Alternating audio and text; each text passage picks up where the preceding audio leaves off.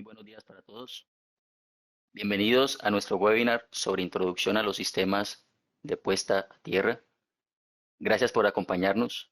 Nos complace compartir con ustedes algunas ideas sobre el dimensionamiento de los sistemas de puesta a tierra y sus análisis. Mi nombre es Leiniker Palacios. Estaré brindando una breve introducción a esta conferencia, seguida de la parte técnica por parte del ingeniero José Rodrigo Ayaviri. Por favor, envíenos sus preguntas a la sección de preguntas y respuestas y las leeremos al final de la presentación. Primeramente, estamos dando una breve introducción a nuestra empresa. HERS es un grupo de consultoría en ingeniería eléctrica fundada en 1981. A la fecha hemos completado más de 6.500 proyectos de ingeniería y más de 3.700 estudios eléctricos en más de 45 países. En el siguiente slide podemos ver cómo nosotros hemos tenido una cobertura internacional desde la cual nosotros hemos ofrecido diferentes servicios desde nuestras oficinas. Actualmente tenemos dos oficinas en Estados Unidos, una oficina en México, una oficina en Chile y dos oficinas en Colombia. El día de hoy estamos acompañados por el ingeniero José Rodrigo Ayaviri, gerente de operaciones en la oficina de HERS Chile, magíster en sistemas de potencia, ingeniero civil eléctrico. El ingeniero Ayaviri cuenta con más de 15 años de experiencia laboral en áreas de estudios técnicos, económicos, planeación y administración de proyectos para los sistemas eléctricos de potencia. Podemos ver dentro de sus áreas de interés los diferentes estudios, dentro de los cuales se encuentran los sistemas de puesta a tierra, que son el eje central de esta presentación. Bienvenido, ingeniero José Rodrigo, y estamos atentos para escuchar la conferencia. Muchas gracias. Muchas gracias, Leiniker, por la presentación. Como bien comentabas, vamos a iniciar con este curso introductorio a análisis, estudios y diseños en sistemas de puestas a tierra. Este curso es el inicio de una serie de webinars gratuitos que queremos hacer, en el cual haremos, digamos, la apertura a los conceptos básicos para el diseño, pero que iremos ahondando o profundizando en próximos webinars. El programa de la sección es el que aparece en la pantalla. La idea en esta conferencia es poder ver las definiciones básicas de estudios, dónde realizarlos y qué calcular en particular. ¿Okay? Haremos una introducción a los cálculos en cuanto a los parámetros de entrada, salida y los modelos utilizados actualmente para los estudios. También tendremos una breve descripción de las herramientas actuales para el cálculo y finalizaremos con alguna presentación de casos de estudio sobre las extensiones de paso y contacto de acuerdo a la normativa IEEE 80 del 2013. En general, la presentación que tendremos el día de hoy estará basada en esta norma, que es la que rige en la actualidad la mayoría de países de Latinoamérica, exceptuando Brasil, y de Centroamérica, que es donde tenemos la audiencia principal. Antes de iniciar, algunas definiciones básicas, pero que son altamente importantes para entender el concepto de malla de tierra, de puesta de tierra. Lo primero que se conoce como una malla de puesta a tierra, básicamente son los elementos conductores que están enterrados bajo el suelo, que están constituidos por cables, conectores, varillas, y que en su conjunto tienen una resistencia que se le conoce como la resistencia de la malla. ¿Okay? El segundo concepto o definición es la tierra remota. ¿Qué es la tierra remota? Es básicamente un punto en la tierra, una puesta a tierra lejana, cuyo potencial puede asumirse como cero con respecto a la malla que estamos diseñando o que vamos a medir. ¿Okay? Es un punto de referencia, básicamente, la tierra remota, que tiene que estar lo suficientemente lejos. Otro concepto importante es la corriente a tierra, lo que se le conoce como la IE o la IG, ¿cierto? Que es el flujo de corriente dispersado por la malla local y que retorna a la tierra remota que hablábamos en el punto anterior por medio de la tierra, ¿ok? Esta circulación de corriente de tierra a la tierra remota es lo que se le conoce o es lo que causa el GPR, que es el Ground Potential Rise, que veremos su definición a continuación. ¿Ok?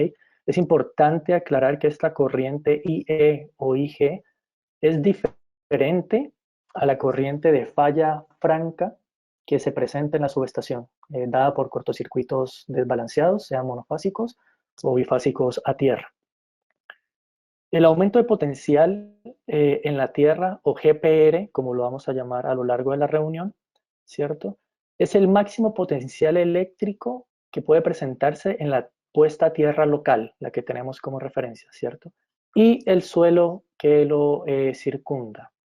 Este aumento de potencial en condiciones de falla es justamente el que provoca los problemas de seguridad. Se resume en la norma que el GPR máximo es igual a la corriente por la tierra por la resistencia de la malla, que son los dos conceptos que vimos aquí en esta diapositiva. Siguiendo con las definiciones, el voltaje de paso se conoce como la diferencia de potencial, es decir, el voltaje que puede experimentar una persona cuando tiene la separación de sus pies a 1 metro de distancia. Esta es la definición puntual que nos brinda la IEEE. ¿Ok? Por su parte, el voltaje de contacto es la diferencia de potencial que puede existir entre el toque, la mano de una persona y el sitio, el lugar donde se encuentra parado, ¿ya? En un perímetro de alrededor de 1 metro. ¿Ok? Estas definiciones, aunque hay más, son las básicas con las cuales queremos partir este webinar. Aquí podemos ver una representación visual de lo que es el GPR en una malla de gran tamaño. ¿Ok? Se puede observar en la presentación una malla dibujada que está en color negro, ¿cierto? Que representa la topología de la malla que estamos estudiando. Y sobre la malla podemos observar esta gráfica, ¿cierto? Que es la que representa el GPR. ¿Ok? El GPR mayor de toda esta área, podemos ver que se presenta aquí en la zona mayor, que es donde se presenta la inyección de la corriente de falla o la ISUE, ¿listo? Por donde se empieza a disipar. Podemos ver que a medida que se camina, digamos, o se observa por la malla, el GPR tiende a disminuir a lo largo de la malla. Esta diferencia en el GPR es justamente lo que puede generar estas diferencias de potencial entre la superficie y que genera los riesgos para las personas. Primera pregunta muy importante, ¿por qué hacer un análisis de sistemas de puestas a tierra o de mallas de puestas a tierra? Lo primero es porque, bueno, hacer simulaciones o estudios de este tipo nos permite predecir los caminos de retorno de las corrientes a la tierra remota en caso de una falla, que fue lo que hablamos anteriormente en los conceptos. Nos permite también evaluar la equipotencialidad y la forma de puesta a tierra. Nos permite minimizar y evaluar el GPR para mantener áreas seguras durante las condiciones de falla. Básicamente, los análisis de puesta a tierra tienen el objetivo de lograr un diseño que permita la protección para las personas, primeramente, y para los equipos instalados en las subestaciones. ¿Dónde debemos realizar los análisis de sistemas de puestas a tierra? Básicamente, en subestaciones eléctricas, plantas de generación de energía convencional, sean hidráulicas o térmicas, y energías renovables como la eólica y la solar, ¿cierto? Salas eléctricas de sistemas industriales, sistemas de distribución y torres de transmisión. ¿Ok? Si vamos un poco más profundo al concepto de dónde debemos realizar un análisis de sistemas de puesta a tierra, podríamos decir que básicamente en cualquier instalación en donde la corriente de falla puede retornar a una fuente remota a través de tierra. Por eso es tan importante este concepto de fuente remota y de la corriente que va por la tierra, ¿cierto? Es decir, si existe una corriente por la tierra hacia una fuente remota, entonces existirán elevaciones de potencial Para mostrarles un poco esto, tenemos estos dos diagramas, dos unifilares pequeños. En el unifilar de la izquierda tenemos una subestación típica de distribución, conexión 220, transformador delta Y aterrizado y nodo de media tensión de 33 kV. Si nosotros realizamos una falla monofásica en la barra de media tensión de esta subestación, vemos que el valor de la falla monofásica serían 13,7 kiloamperios. En este caso, si nos vamos a la parte de alta tensión en esta misma falla, vemos que el aporte que existe por el transformador para esta falla empieza a ser un aporte que viene solo por las fases y no viene por una componente de secuencia cero. Es decir, para este caso analizar, la corriente de cortocircuito se genera en un bucle al interno de la malla, pero no existe una circulación de corriente por la Tierra a una fuente remota. ¿Ok? Considerando el mismo caso, pero realizando la misma falla en el nivel de 220, podemos ver aquí que la corriente de falla monofásica es de 10 kiloamperios y la que retorna por tierra o la de secuencia cero es 10 kiloamperios igualmente, pero aquí sí esta corriente fluye hacia aguas arriba, es decir, hay una fuente aguas arriba en la cual se va a generar un cierre en el circuito de puesta a tierra. ¿Listo? Entonces, es importante entender este concepto para el análisis de puestas a tierra. ¿Cuáles son los cálculos que debemos hacer? ¿Okay? Los cálculos básicamente se establecen en la norma IEEE 80 del 2013, la cual establece pautas, metodologías y fórmulas para determinar básicamente en grandes rasgos estos 4 ítems.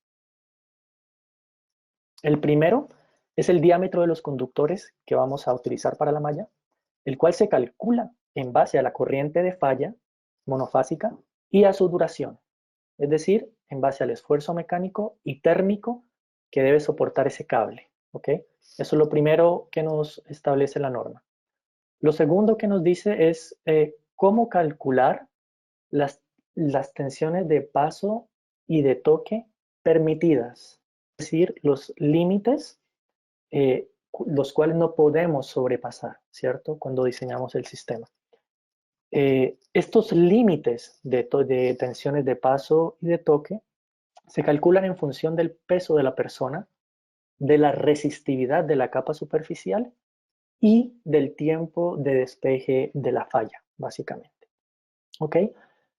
Y después la norma nos indica una metodología para calcular la resistencia de la malla en función del largo de los conductores que hemos enterrado y el largo de las varillas, es decir, el diseño de la malla. Pero la norma lo hace en base con algo que vamos a explicar más adelante con ecuaciones simplificadas. También la norma nos permite tener una metodología y ecuaciones para determinar el GPR, ¿cierto? Y los voltajes de paso y contacto, ¿ya? Con también ecuaciones simplificadas, los cuales estos se comparan con los límites del punto 2 que vimos en esta diapositiva y podemos determinar si nuestro sistema cumple o no con los requerimientos. Brevemente, la metodología que expone la IEEE para el diseño de mallas a tierra la presentamos en esta diapositiva. Si vemos la primera caja o el diagrama de flujo nos muestra que lo primero que tenemos que tener, valga la redundancia, es la información de campo o de terreno, es decir, tenemos que tener el largo, el ancho del terreno en el cual vamos a diseñar la malla y tenemos que tener asimismo los valores de resistividad del terreno. Lo segundo que debemos hacer es la selección del conductor, que se hace, como dijimos en la lámina anterior, por medio de la corriente de falla y el tiempo de despeje de falla. Después calculamos los límites de las tensiones tolerables, es decir, los límites de las tensiones de paso y contacto, ¿cierto? Seguimos con un diseño inicial. Aquí planteamos un diseño en el cual queremos partir, digamos, nuestra simulación, nuestro estudio, y caemos en un proceso iterativo, ¿ok? Entonces, a partir del diseño inicial, podemos calcular la resistencia de la malla de ese diseño inicial, la corriente a tierra, de ese diseño inicial que va por la malla y podemos comparar si la multiplicación entre la resistencia de la malla del diseño inicial y la corriente a tierra, ¿cierto? Es menor a los límites de toque o de contacto calculados en el paso 3. ¿Okay? La norma nos dice que si esta multiplicación que hacemos es menor al límite de toque, directamente podemos decir que el diseño está terminado. No obstante, es bueno que a pesar que esta condición se cumpla, es bueno calcular siempre las tensiones de paso y contacto. Es una práctica habitual que se realiza. De cualquier forma, no siempre se cumple esto y puede que el GPR, que es el que hablamos, el GPR sea mayor que el voltaje de la tensión permitida de toque y nos toca entrar a calcular en detalle las tensiones de paso y contacto, ¿cierto?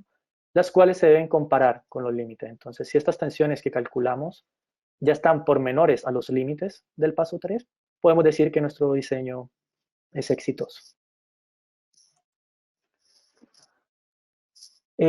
Queremos pasar ahorita a detallar un poco lo que son las herramientas y las metodologías que tienen cada una de las herramientas disponibles en la actualidad para hacer los estudios y diseños de sistemas de puesta a tierra. Esto es uno de los principales tópicos que queremos tocar en este webinar para poderles brindar un poco más de claridad sobre los límites que existen de cada una de estas herramientas disponibles que podemos en el mercado o que podemos nosotros mismos desarrollar a partir de una hoja de cálculo en Excel, volcando las ecuaciones de la IEEE en ella, ¿cierto? Es utilizar una planilla de Excel. Esta es la primera herramienta con la cual podemos diseñar o hacer estudio en sistemas de puesta a tierra. No obstante, esta herramienta tiene las siguientes limitaciones. La primera es que es recomendada por la misma norma para utilizarla solo en modelos de suelo uniformes o de una capa que se conocen, los cuales son escasos de acuerdo a la literatura y no siempre se puede tomar como una buena aproximación. Lo siguiente que dice la norma es que estas fórmulas sirven para cuando el espaciamiento y la simetría de la malla es uniforme, ¿ok? Tipo mallas cuadradas con espaciamientos regulares, es decir, su reticulado cada X metros sea uniforme, ¿cierto? Estas ecuaciones también asumen un modelo equipotencial. ¿Qué es el modelo equipotencial? Que es algo importante que puedan entender. El modelo equipotencial asume o hace una simplificación donde toma que la malla es lo suficientemente pequeña para despreciar la resistencia que puede existir entre un punto de la malla y otro punto. Es decir, se calcula una resistencia para toda la malla, independiente de su tamaño. Esto es válido, es una simplificación que es válida para mallas pequeñas, básicamente. ¿Ok? En conclusión, la herramienta de cálculo en Excel con las ecuaciones de la IEEE es una buena herramienta siempre y cuando se tenga en cuenta que se debe aplicar para suelos que tengan modelos de una capa y para mallas que sean simétricas y en general pequeñas, donde se pueda ignorar este efecto de la resistencia. ¿Ya?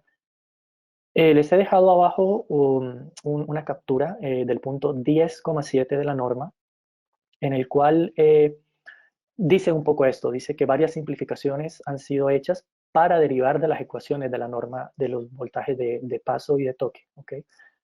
Y que estas ecuaciones se han comparado con resultados más precisos de herramientas computacionales y se ha encontrado que utilizar herramientas computacionales es mucho mejor que utilizar, digamos, estas herramientas o ecuaciones simplificadas, ¿ok?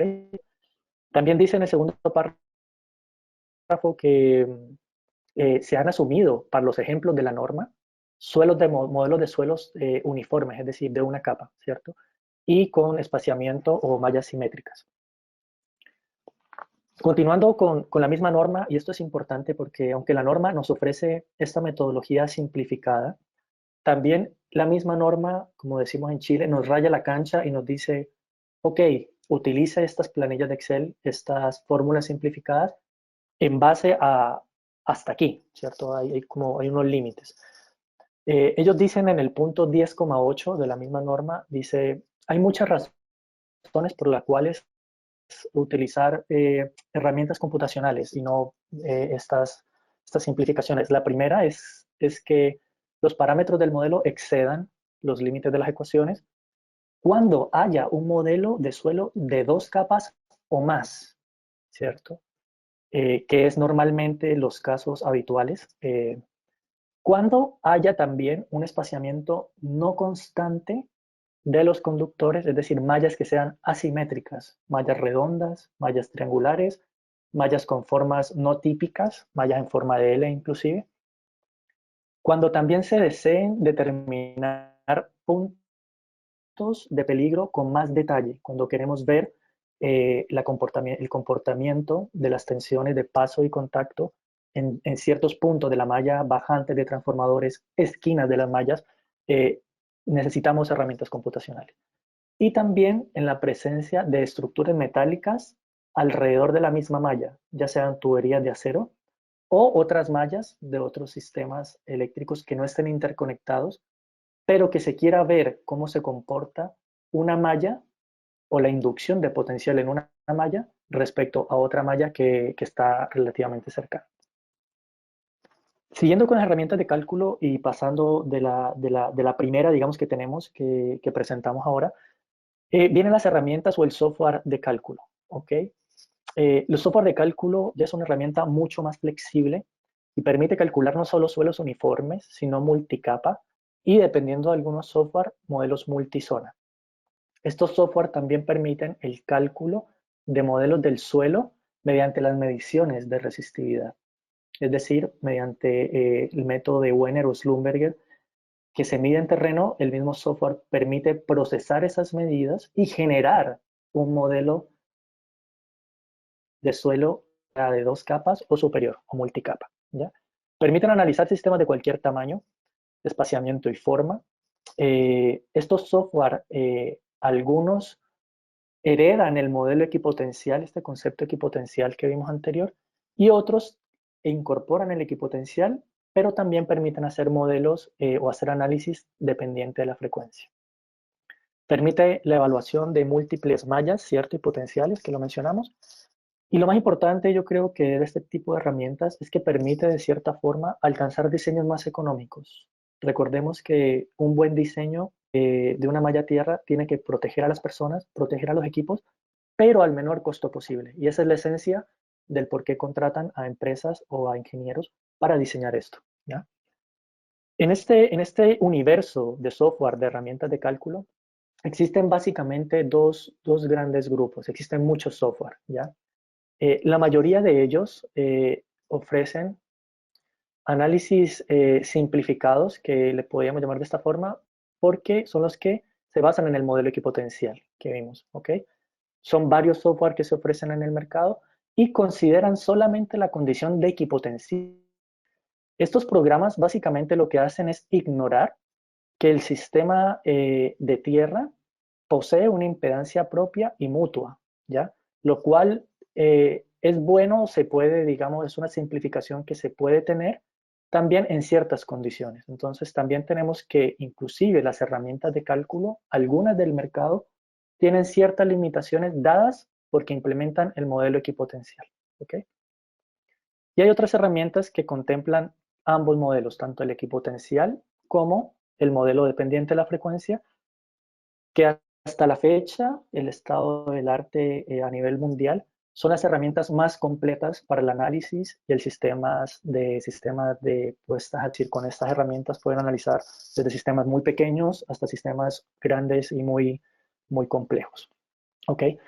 Con esto quiero resumir, las herramientas de cálculo disponibles todas son buenas, todas ofrecen buenos resultados siempre y cuando se apliquen con los criterios eh, y restricciones que ellas mismas tienen, ¿ok? Es bien importante y por eso queremos hacer mucho énfasis en este webinar sobre esto.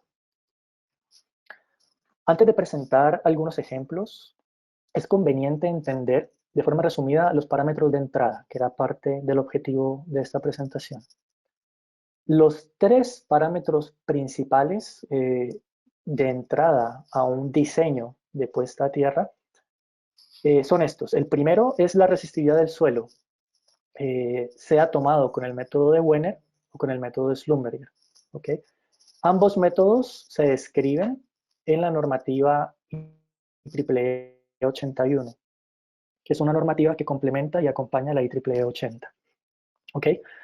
A partir de los modelos, las mediciones de resistividad del suelo, podemos determinar el modelo del suelo. ¿Okay? Que como les comentaba puede ser de una capa, en el menor de los casos, menor del 5%, de dos capas, menor del 20%, y de ahí en adelante son suelos multicapa, de acuerdo a la literatura internacional. El segundo parámetro de entrada que nosotros tenemos que tener es un diseño preliminar. Como vimos, esto es un proceso iterativo donde tenemos que hacer un diseño preliminar. Es decir, tener un diámetro de todo el conductor que vamos a enterrar y dar un reticulado, ¿ok?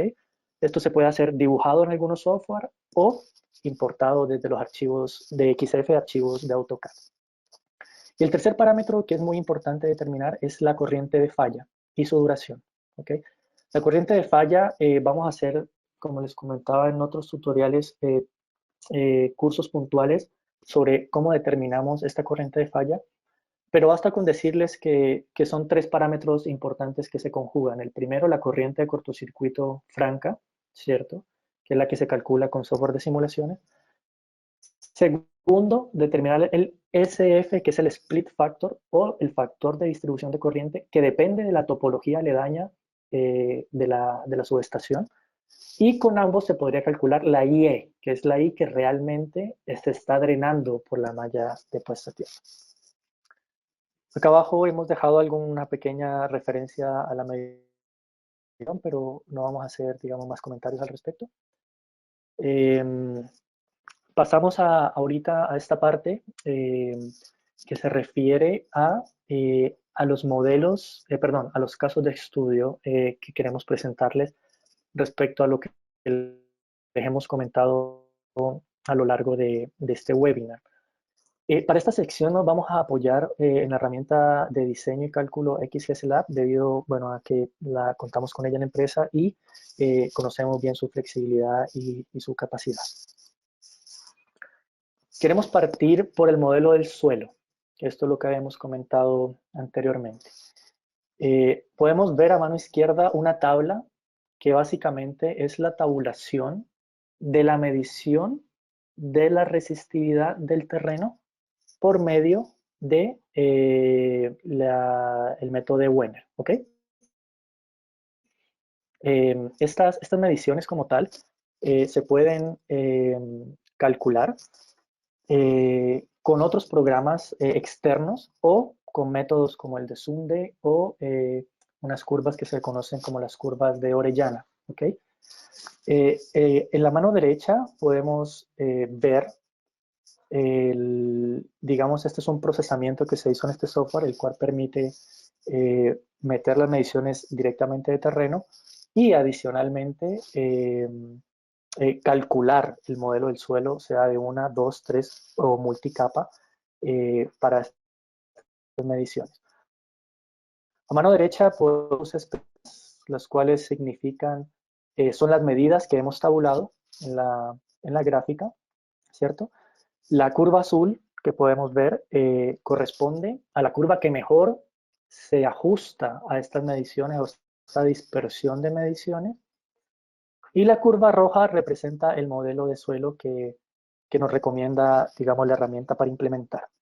En este caso tal vez no se alcanza a ver, pero a la mano derecha hay unos parámetros bien pequeños donde se determina un modelo de dos capas, donde la primera capa es de alrededor de 160 ohmios metro y la segunda capa tiene una resistencia menor de 87 ohmios metro.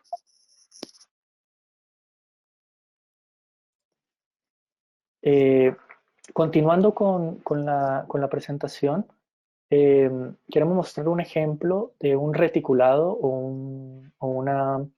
una topología de la malla que importada directamente desde un archivo de AutoCAD. Podemos ver en este caso, por ejemplo, De hecho, este caso es el mismo de la resistencia anterior. Vamos a ver el mismo caso y los resultados, que es objeto de nuestro análisis. Todo está dibujada. Podemos ver en verde que se ha importado para este caso también lo que corresponde al acero de las fundaciones y se ha interconectado con la malla. Esta práctica no es común normalmente, pero es posible considerarla en algunas herramientas. En este caso se ha hecho, se ha considerado la malla y de acuerdo a, dependiendo de la normativa de los diferentes países, hay algunas normativas que no permiten conectar el acero de las fundaciones con las mallas. En este caso, digamos, se permitió. Y podemos ver en gris la topología de la subestación abajo. La topología de la subestación como tal es referencial en este tipo de programas, ya que permite solamente ubicarse y ver dónde pueden ser las posibles fallas, las inyecciones de fallas, ¿cierto?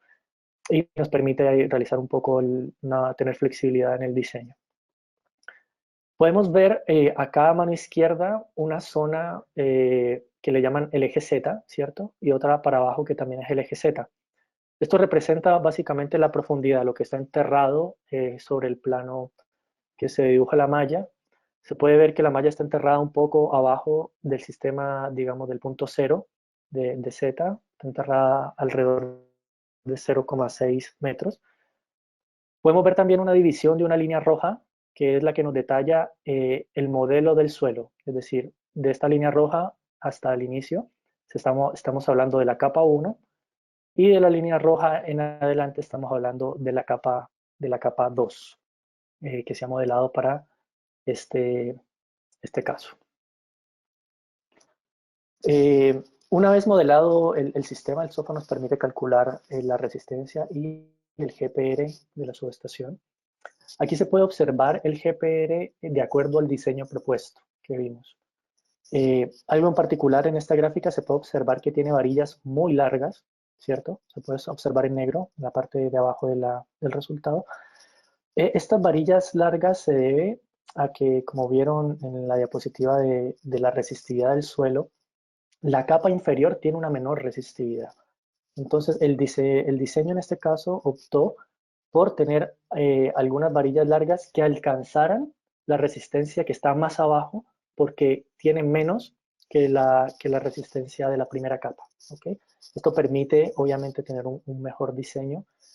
Esta gráfica es en general muy, muy bonita, permite ver en la sola rosada oscura el máximo valor del GPR, ¿cierto?, de la subestación.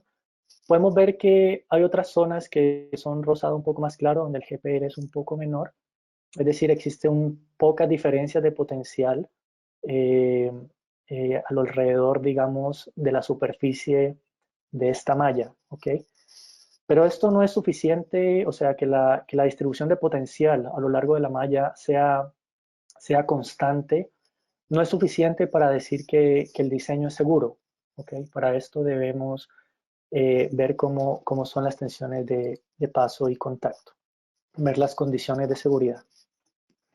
En base al GPR anterior de la lámina, el programa puede calcular los potenciales reales de paso y contacto al momento de una falla que en este momento hemos puesto acá en la parte derecha de la malla, ¿cierto? Se ha inyectado ahí la falla. Y a partir de esa corriente se puede calcular los potenciales de paso y contacto en cada punto de la subestación o del área de estudio. ¿Okay? Esta herramienta de forma flexible permite definir esta área, que aquí la hemos definido a cerca de 250 metros, más o menos cuadrados. Y podemos solamente, si queremos analizar una esquina, es posible hacerlo. Si queremos analizar la zona de los transformadores, podemos hacer aquí un zoom y solamente decirle al software que nos analice en función de la falla en cierto punto, ver cómo son los potenciales de paso y contacto en esta zona. ¿Ya? Esta gráfica como tal, las zonas verdes representan el área donde, podemos ver aquí en la parte superior derecha, el potencial de toque y el potencial de paso están por debajo del límite permisible o permitido calculado de acuerdo a la IEEE 80. ¿Listo? La zona amarilla significa que el voltaje de paso cumple, pero el voltaje de toque no cumple. En particular, esta simulación se ha realizado sin considerar la capa superficial o la gravilla que tiene la subestación o el terreno. Si nosotros agregamos esa capa superficial a la simulación, ¿cierto? Y simulamos nuevamente, podemos ver que la malla ya tiende a cumplir estos potenciales en el área de interés de la malla, ¿cierto? En efecto, esto es uno de los tips grandes que se utilizan para el diseño de mallas y es jugar con el espesor y la resistividad de la capa superficial de las subestaciones o sistemas eléctricos en general. ¿Ok? Aquí esto permite básicamente elevar los límites. No es que los voltajes de paso y contacto cambien calculados, lo que cambia son los límites permitidos y por ende el sistema tiende a cumplir. Adicionalmente es posible calcular de forma individual, por ejemplo, las tensiones de contacto y poner un resumen de ambas tensiones y nos facilita ver las zonas que son seguras, ¿ok? Pero si queremos por un análisis X o Y ver las tensiones de contacto puntual o las de paso, podemos hacerlo también en este tipo de herramientas o programas. Queremos seguir con el segundo caso y con esto terminaríamos después para pasar a la ronda de consultas. Y es el reticulado o el caso de una planta, esto es una planta mixta, una planta eólica con una planta de energía solar, digamos en el mismo campo. Aquí nos presentamos con desafíos particulares. Primero, podemos ver que el reticulado de la malla no es constante. Esto debido a que la longitud del parque es grande y económicamente no es factible hacer reticulados tan pequeños. ¿Okay?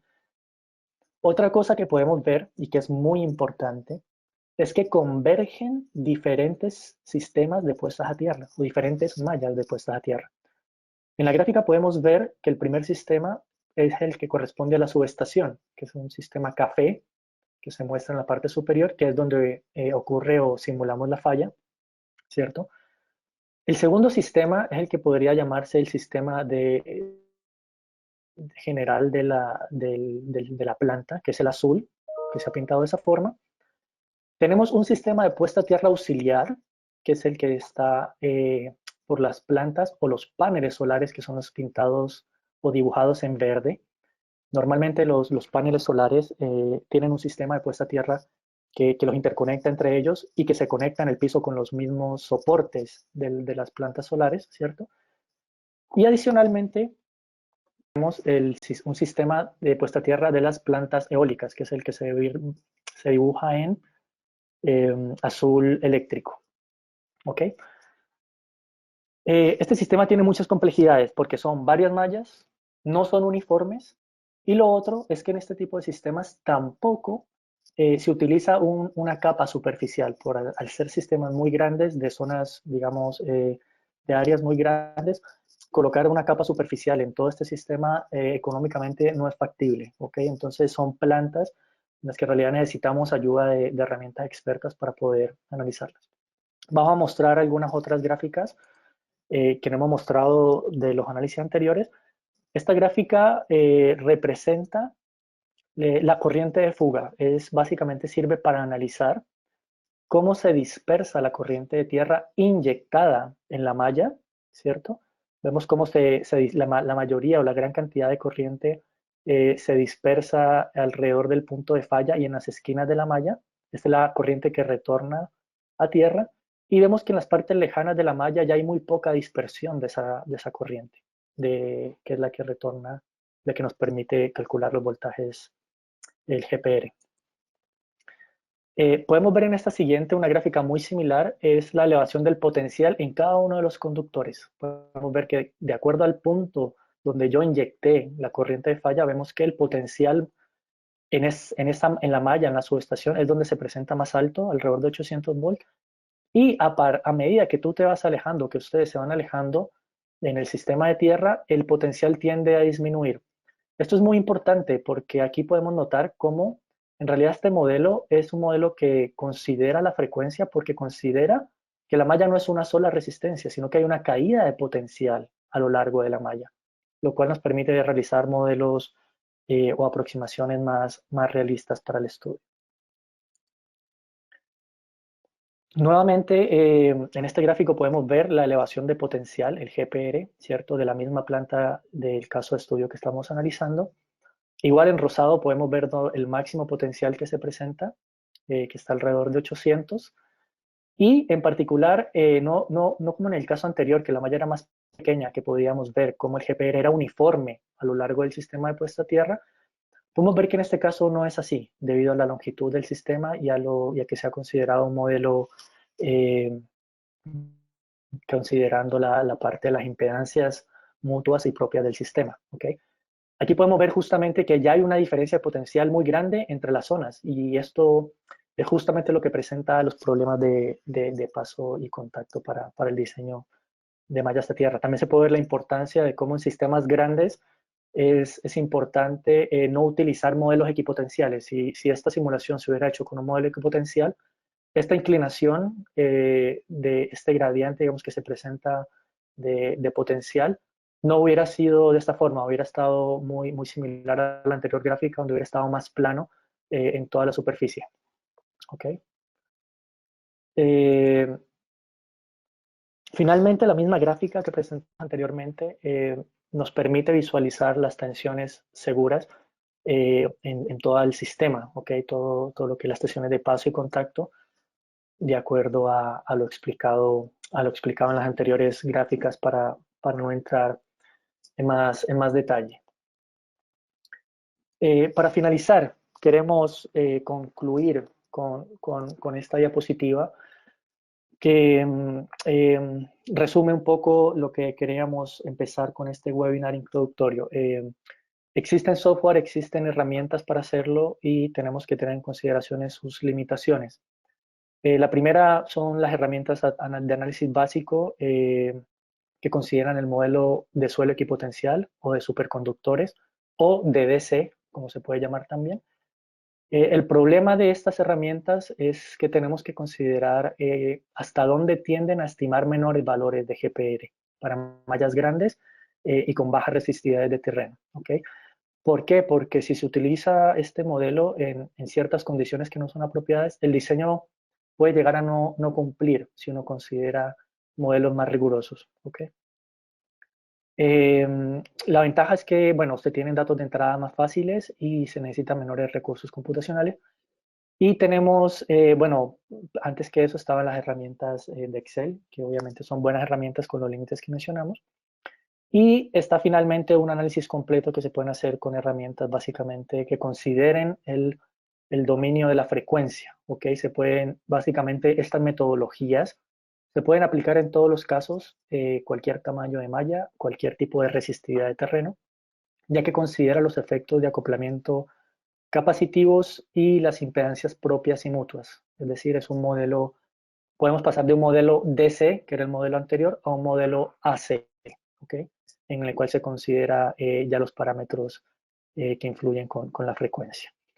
Adicionalmente, estos modelos pueden ser utilizados para aplicaciones no solo en las frecuencias nominales. Cuando ocurre una falla en un sistema eléctrico, siempre la falla es a la frecuencia del sistema.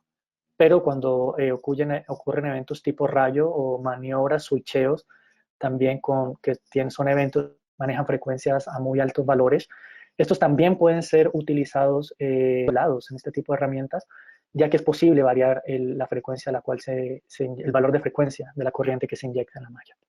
¿Ok? Y bueno, en general, eso les queríamos, digamos, comentar y concluir con la presentación.